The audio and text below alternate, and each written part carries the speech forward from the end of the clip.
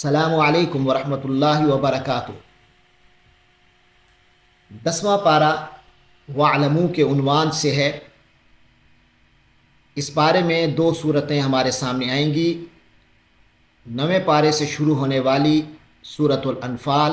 کی آخری 35 آیات اور اس کے بعد سورۃ التوبہ کی ابتدائی 93 آیات۔ اس طرح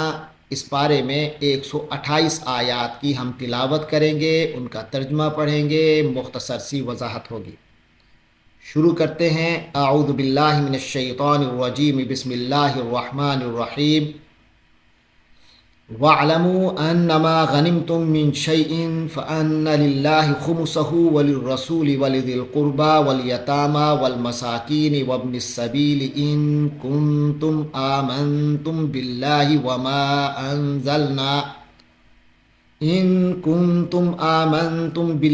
وَمَا أَنزَلْنَا عَلَى عَبْدِنَا يَوْمَ الْفُرْقَانِ يَوْمَ الْتَقَى الْجَمْعَانِ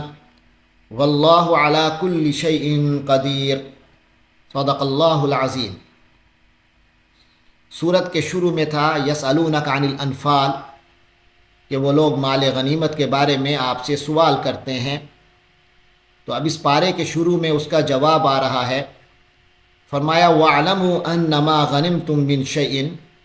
اور تم لوگ جان لو، یعنی اے مسلمانوں یہ بات جان رکھو، انما غنمتم، یہ بات کہ انما غنمتم، کہ جو کچھ تمہیں غنیمت میں ملے، من شیء، کچھ بھی جو مال غنیمت کی شکل میں ملے گا، فأن للہ خمسہ، تو اس میں اللہ کا 5واں حصہ ہے، وللرسول، اور رسول کا حق ہے، ولذی القربى، اور رشتے قرابت والوں کا، یعنی رسول صلی اللہ علیہ وسلم کے قرابت داروں کا اس میں حق ہے، والیتامى، اور یتیموں کا، والمساکین، اور مسکینوں کا، یعنی 2 وقت کی روٹی کے جو محتاج ہیں، 2 وقت کی روٹی بھی جنہیں میسر نہیں، وابن السبیل، اور مسافروں کا۔ ان کنتم آمنتم، یعنی جس کی ادائیگی تم پر واجب ہے، تو یہ اگر تم اللہ پر ایمان رکھتے ہو، وما انزلنا، اور اس پر ایمان رکھتے ہو جو ہم نے نازل کیا، علی عبدنا، اپنے بندے پر، یعنی حضور پاک صلی اللہ علیہ وسلم پر، یوم الفرقان، فرقان کے دن، حق و باطل کی تمیز کے دن، جس دن حق و باطل کا فیصلہ ہو گیا اس دن۔ اس سے مراد غزوہ بدر کا دن ہے، اس کو اس آیت میں یوم الفرقان کہا گیا ہے، کیونکہ اس دن حق و باطل کا باقاعدہ فیصلہ ہو گیا۔ ایک مختصر سی جماعت جو 313 کی تھی، بے سر و سامان تھے، ان کا مقابلہ 1000 کی مسلح فوج سے ہوا، اور پھر بھی اللہ نے اس مختصر جماعت کو فتح عطا فرمائی، جو بالکل فیصلہ تھا کہ کون حق پر ہے، کون باطل پر ہے۔ کیونکہ ابو جہل وغیرہ جب نکلے تھے مکہ سے، خوب دعا کر کے نکلے تھے کہ یا اللہ، یہ آج ہمارا فیصلہ کر دے، ہم میں سے کون حق پر ہے۔ اور اس طرف سے حضور پاک صلی اللہ علیہ وسلم نے بھی اللہ سے فیصلہ مانگا تھا، یا اللہ آج حق کو حق ثابت فرما دے۔ تو اللہ تبارک و تعالی نے اسلام کو، مسلمانوں کو، جو صحابہ کرام کی جماعت تھی، اس کو حق پر اس کا ہونا ثابت فرما دیا۔ یوم التقى الجمعان، یہ وہ دن تھا، التقى الجمعان، جب 2 جماعتیں، 2 فوجیں آپس میں باہم ٹکرا گئی۔ واللہ علی کل شیء قدیر، اور اللہ ہر چیز پر قدرت رکھنے والا ہے۔ اذ انتم بالعدوۃ الدنیا، یہ وہ وقت تھا جب انتم، اے مسلمانوں، اے صحابہ کرام، انتم بالعدوۃ الدنیا، تم لوگ قریب کے کنارے پر تھے، وادی کے قریب والے کنارے پر تھے، وہم بالعدوۃ القصویٰ، اور وہ لوگ دشمن دور والے کنارے پر تھے، والرکب اسفل منکم، اور قافلہ تمہارے نیچے کی طرف، تم سے نیچے کی طرف تھا، ولو تواعدتم، اگر تم لوگ پہلے سے ایک دوسرے کے ساتھ کوئی طے کر لیتے کہ جنگ کب ہونی ہے، کس وقت، کب شروع ہوگی، کب ہم کریں گے جنگ، یعنی اس طرح کا کوئی پروگرام ہوتا، لاختلفتم فی المیعاد، تو تم لوگوں کا باہم یقیناً اختلاف ہوتا، فی المیعاد، وقت کے طے مقررہ وقت میں، ولیکن لیقضی اللہ امرا، لیکن حقیقت یہ ہے کہ اللہ تعالی تبارک و تعالی نے ایسا کیا تاکہ اللہ تعالی وہ معاملہ طے فرما دیں، کان مفعولا، جس کا ہونا مقرر تھا، جس نے ہو کے رہنا تھا، لیہلکا، تاکہ اللہ تعالی ہلاک کر دے، من ہلاک، لیہلکا، تاکہ ہلاک ہو جائے، من ہلاک عن بینۃ، تاکہ جس نے ہلاک ہونا ہے وہ ہلاک ہو جائے، عن بینۃ، بات واضح ہو جانے کے بعد، من حی عن ویحییٰ من حی عن بینۃ، اور جسے زندہ رہنا ہے وہ زندہ رہے واضح دلیل کی بنا پر، وَإِنَّ اللَّهَ لَسَمِيعٌ عَلِيمٌ، یقیناً اللہ سب کچھ سننے والا ہے۔ یہ میدان جنگ کا نقش شروع میں اذ انتم بالعدوۃ الدنیا وهم بالعدوۃ القصویٰ والرکب اسفل منکم، یہ میدان جنگ کا نقشہ بتایا گیا ہے کہ بدر کی ایک وادی ہے، اس کا کنارہ جو مدینہ منورہ سے قریب تر تھا اس پر مسلمانوں کا لشکر تھا، اور جو کنارہ مدینہ منورہ سے نسبتاً دور تھا اس پر کفار کا لشکر نے اپنا وہ فروکش تھا۔ اور قافلے سے مراد والرکب اسفل منکم میں، قافلے سے مراد ابو سفیان کا وہ قافلہ ہے جو کہ تجارت کر کے شام سے مدینہ کی طرف جا رہا تھا، تو وہ نیچے کی جانب یعنی ساحل سمندر کی طرف سے بچ کر اپنے آپ کو بچا کر نکل گیا تھا۔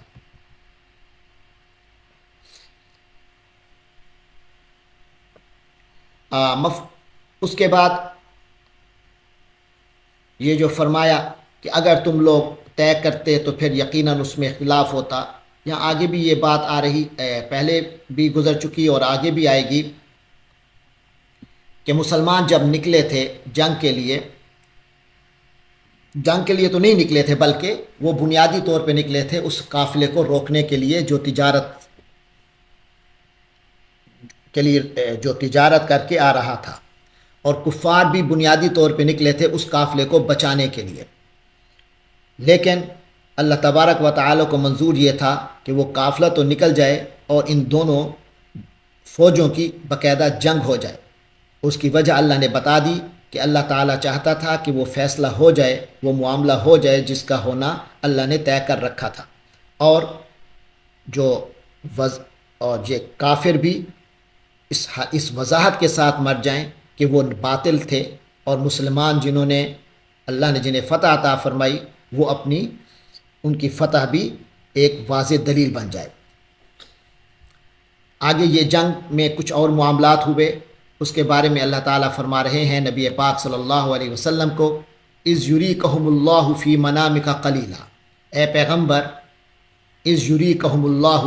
وہ وقت یاد کیجئے جب اللہ آپ کو دکھلا رہا تھا، فی منامک، آپ کو ان لوگوں کو انہیں آپ صلی اللہ علیہ وسلم کو دکھلا رہا تھا، فی منامک، آپ کی نیند میں، آپ کے خواب میں، قلیلاً، کم تعداد میں۔ تو جب اللہ خواب میں آپ صلی اللہ علیہ وسلم ان دشمنوں کی تعداد کم دکھلا رہا تھا، وَلَوْ أَرَاكَهُمْ كَثِيرًا، اور اگر آپ کو ان کی تعداد زیادہ دکھا دیتا، لَفَشِلْتُمْ، تو اے مسلمانوں تم لوگ پھر ہمت ہار جاتے، وَلَتَنَازَعْتُمْ فِي الْأَمْرِ، اور اس معاملے میں اختلاف پیدا ہو جاتا کہ کیا اس صورتحال میں جنگ لڑنی چاہیے کہ نہیں لڑنی چاہیے، تو یقیناً دو رائے سامنے آ جاتے۔ وَلَكِنَّ اللَّهَ سَلَّمَ، لیکن اللہ نے تمہیں اس اختلاف سے بچا لیا۔ إِنَّهُ عَلِيمٌ بِذَاتِ الصُّدُورِ، یقیناً وہ تو سینوں کی چھپی باتیں بھی خوب جانتا ہے، سینوں کے اندر کی باتیں خوب جانتا ہے۔ وَإِذْ يُرِيكُمُوهُمْ إِذِ الْتَقَيْتُمْ فِي أَعْيُنِكُمْ قَلِيلًا، تو مختلف موقعوں پر مختلف صورتحال سامنے آئی، تو آگے فرمایا وَإِذْ يُرِيكُمُوهُمْ، اور وہ وقت یاد کرو اے مسلمانوں جب تم ایک دوسرے کے مد مقابل، اذ التقیتم، جب تم لوگ ایک دوسرے کے مد مقابل آئے تھے، تو اللہ تعالیٰ یریکموہم، تمہاری نگاہوں میں ان کی تعداد، یریکموہم، تمہیں دکھلا رہا تھا انہیں، فی اعینکم، تمہاری نگاہوں میں، قلیلاً، کم تعداد میں، یعنی تو اللہ تمہاری نگاہوں میں ان کی تعداد کم دکھا رہا تھا، وَیُقَلِّلُکم، اور تمہیں کم کر کے دکھلا رہا تھا فی اعینہم ان کی نگاہوں میں، لیقضی اللہ امرا کان مفعولا تاکہ جو کام ہو کر رہنا ہے اللہ اسے پورا کر دکھائے۔ یعنی دونوں ایک دوسرے کو ان کی اصل تعداد سے کم دکھائی دے رہے تھے، جس سے نتیجہ یہ نکلا کہ دونوں کے اندر جرأت پوری ہوئی اور ایک دوسرے سے ٹکرانے میں کوئی چیز رکاوٹ نہ بنی۔ وَإِلَى اللَّهِ تُرْجَعُ الْأُمُورُ اور تمام معاملات جو ہیں وہ اللہ ہی کی طرف لوٹائے جاتے ہیں، لوٹائے جائیں گے۔ یا ایھا الذین آمنوا اذا لقیتم فئۃ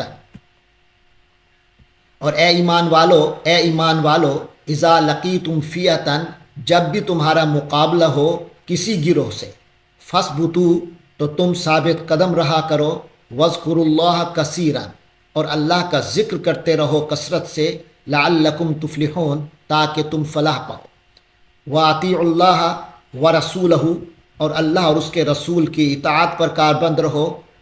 اللہ کی اطاعت و رسولہ اور اس کے رسول کی اطاعت پر کاربند رہو، ولا تنازعوا اور آپس میں جھگڑا نہ کرو، فتفشلوا ورنہ تم کمزور پڑ جاؤ گے، وتذهب ريحكم اور تمہاری ہوا اکھڑ جائے گی، واصبروا اور صبر سے کام لیا کرو، ثابت قدم رہا کرو، ان اللہ مع الصابرین یقیناً اللہ تبارک و تعالی صبر کرنے والوں کے ساتھ ہے۔ ولا تکونوا کالذین خرجوا من دیارہم اور ان لوگوں کی طرح نہ ہو جانا جو اپنے گھروں سے نکلے باطرا اکڑتے ہوئے، وریا الناس اور اپنی شان دکھلاوے کے لیے، یعنی بڑی شان و شوکت دکھانے کے لیے لوگوں کو نکلے تھے، وَيَصُدُّونَ عَن سَبِيلِ اللَّهِ اور اللہ کے راستے سے لوگوں کو روک رہے تھے، رکاوٹ بن رہے تھے اللہ کے راستے میں، اللہ کے دین میں۔ واللہ بما یعملون محیط اور وہ جو کچھ وہ لوگ کر رہے ہیں اللہ تبارک و تعالی اس کو احاطے میں لیے ہوئے ہے، اللہ نے اسے احاطے میں لیا ہوا ہے۔ تو یہ جو ان لوگوں کی طرح نہ نکلو جو کہ اکڑتے ہوئے نکلے، یہ کافروں کی فوج کی اس وقت کی صورتحال ہے۔ آگے فرمایا وَإِذْ زَيَّنَ لَهُمُ الشَّيْطَانُ أَعْمَالَهُمْ یہ جو کافروں کی فوج جو اکڑ کے نکل رہی تھی، بڑے شان و شوکت اور دکھلاوا کر رہی تھی، فرمایا وَإِذْ زَيَّنَ لَهُمُ الشَّيْطَانُ تو یہ وہ وقت تھا جب زَيَّنَ لَهُمُ الشَّيْطَانُ أَعْمَالَهُمْ جب شیطان نے ان کافروں کے لیے یہ مزین کر دیا تھا، اعمالہم ان کے اعمال کو، ان کے اعمال ان کو مزین کر کے دکھلائے تھے، خوشنما کر کے دکھلائے تھے، یعنی انہیں یہ محسوس کروا دیا تھا کہ تم لوگ جو کچھ کر رہے ہو، کرتے رہے ہو، وہ سب ٹھیک ہے، بہت اچھا ہے۔ وقال لا غالب لکم اليوم اور اس نے ان سے یہ وعدہ بھی کیا کہ آج تم پر کوئی بھی غالب نہیں آ سکے گا، من الناس لوگوں میں سے، وانی جار لکم اور میں تمہارا ذمہ دار ہوں۔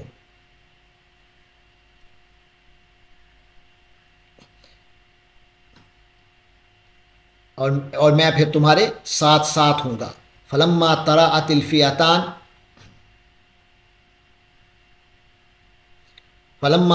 الفئتان پھر جب دونوں لشکر، دونوں گروہ آمنے سامنے ہوئے، ناقص علی عاقبیہ تو وہ شیطان اپنی ایڑیوں کے بل پیچھے پھر گیا، ناقصہ وہ پیچھے پھر گیا، علی عاقبیہ اپنی ایڑیوں کے بل، یعنی واپسی کا رستہ، فرار کا رستہ اختیار کیا، وقال اور کہنے لگا انی بریء منکم میں تمہاری ذمہ داری نہیں لے سکتا، انی ارا کیونکہ میں تو دیکھ رہا ہوں، ما لا ترونا جو تم نہیں دیکھ رہے، انی اخاف اللہ میں اللہ سے ڈر رہا ہوں، مجھے ڈر لگ رہا ہے، واللہ شدید العقاب کہ اللہ کا عذاب بڑا سخت ہے، کیونکہ اس نے اللہ کی نصرت نازل ہوتے ہوئے فرشتوں کی صورت میں اس نے دیکھ لیا تھا، جو کہ کافروں کو نظر نہیں آ رہا تھا، مگر شیطان نے وہ دیکھ لیا، لہٰذا پیٹ پھیر کر اپنے ایڑیوں کے بل واپس پلٹ گیا۔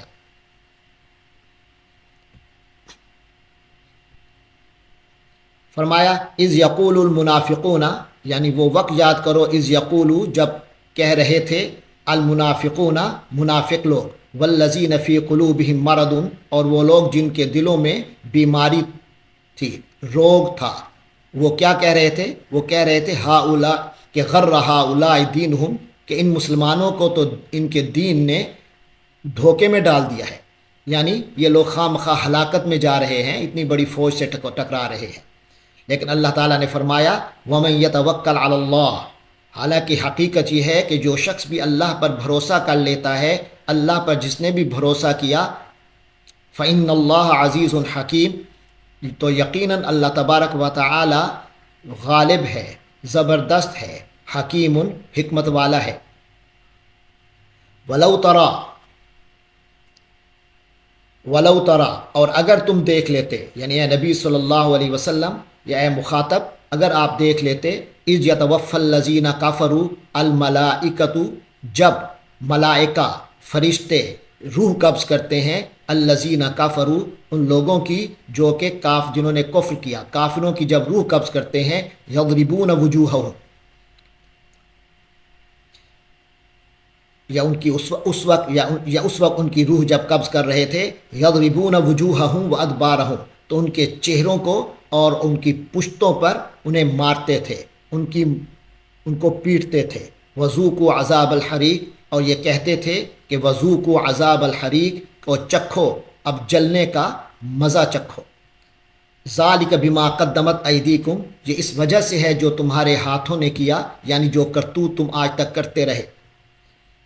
وَأَنَّ اللَّهَ لَيْسَ بِظَلَّامٍ لِّلْعَبِيدِ، اور یہ بات تو یقینی ہے کہ اللہ تبارک و تعالی لَيْسَ بِظَلَّامٍ لِّلْعَبِيدِ،